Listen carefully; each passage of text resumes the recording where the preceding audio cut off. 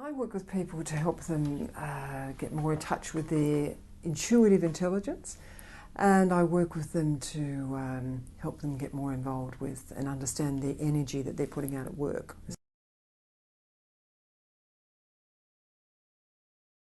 Well, I've always had an interest in what makes people tick, and I've been fortunate to work in different areas. So I worked in advertising in my early career, and I worked in marketing, areas of natural health, complementary medicine, that type of thing. So that opened my mind even further, that there was a lot more going on than what, who we are. So I started exploring the world of intuition and how intuition is used in decision making in business. So that became my research.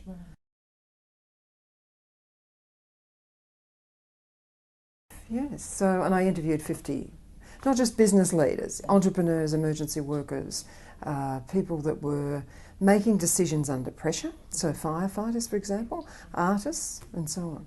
So that research was done primarily here in Australia and then in Europe and the US in 2005, and it became the basis for a book called Intuition on Demand.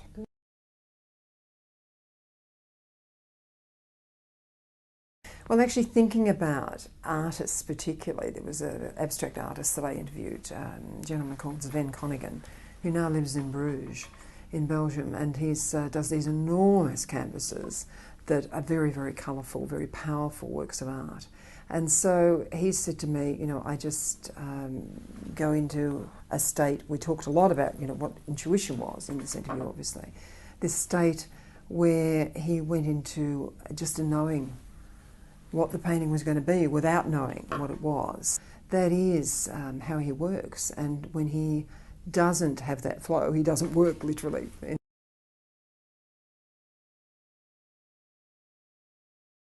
It's very relevant. We were actually just having an earlier discussion here today about, people that make decisions in business, and there's a substantial body of research that says this, they're not making it logically. We're not just people that work from the head up. This is not just who we are. So 2/3 of decisions made are actually decisions that are made from the whole being, not just the being that lives in the head, if you like. So how does that fit in with intuition? This is your whole being, your whole body, your whole intelligence is your intuition. He's a fascinating man because he's been studying and researching intuition for more than 20 years, particularly with the Heart Math Institute in the US. And they have been studying the human heart. So what they've determined is that the heart is the greatest receiver, if you like, of information. And that information, intuitive information, for example, is received in the heart 5 seconds before it actually goes into the brain.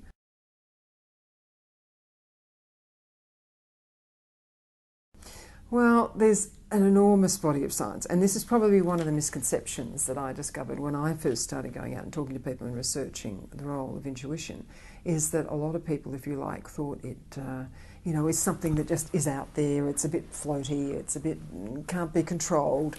So, in fact, that's really not how it is, because, of course, as I've said just earlier, it's not just about the head, it's about the whole body, it's about how we are connected, if you like, into the field, and that being the electromagnetic field that we know is around all of us and every animal and every tree and so on. So what actually occurs is that we are constantly in contact with that field. So in that sense, we're constantly receiving and transmitting, if you like, signals the entire time. How aware you are of that is related to how quickly or how often you tune into that radio channel. Think about it like a radio channel.